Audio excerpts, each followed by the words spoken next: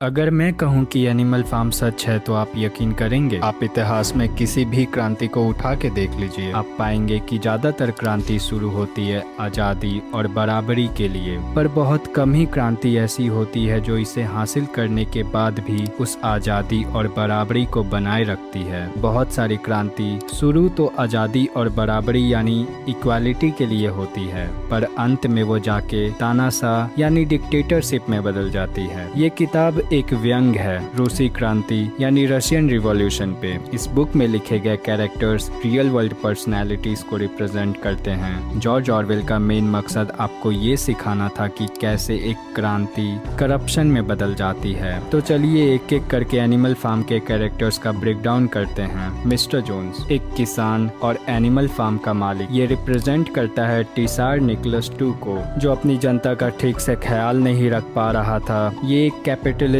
यानी पूंजीवाद है। उसके राज में ना कोई पेट भर के खाना खा पा रहा है और ना ही कोई फ्रीडम है। ओल्ड मेजर एक पढ़ा लिखा समझदार बुढ़ा सुअर, जो रिप्रेजेंट करता है कार्ल मार्क्स और लेनिन को। इसका फिलॉसफी था एनिमलिज्म का, यानी कि एनिमल्स को इंसानों की गुलामी ना करनी पड़े, सभी जानवर आजाद हो, कोई किसी का एक्सप्लॉयटेशन ना करे, सबके लिए इक्वालिटी और फ्रीडम। स्नोबॉल रिप्रेजेंट करता है लियोन ट्रॉट्स्की को, एक आइडियलिस्ट जो अपनी कम्युनिटी के लिए कुछ करना चाहता है, उन्हें एजुकेट करना चाहता है, विंड मिल का आइडिया लाता है जिससे इलेक्ट्रिसिटी प्रोड्यूस हो। नेपोलियन जो रिप्रेजेंट करता है जोसेफ स्टालिन को, एक डिक्टेटर जिसकी अपनी सीक्रेट पुलिस है, सीक्रेटली कुत्तों को ट्रेनिंग देता है, दूसरे जानवरों का शोषण करता है, खुद को ट्रू लीडर के रूप में पेश करता है, पर उसका असल मकसद सिर्फ पावर और कंट्रोल होता है। स्क्विलर जिसका काम होता है प्रोपागेंडा करना,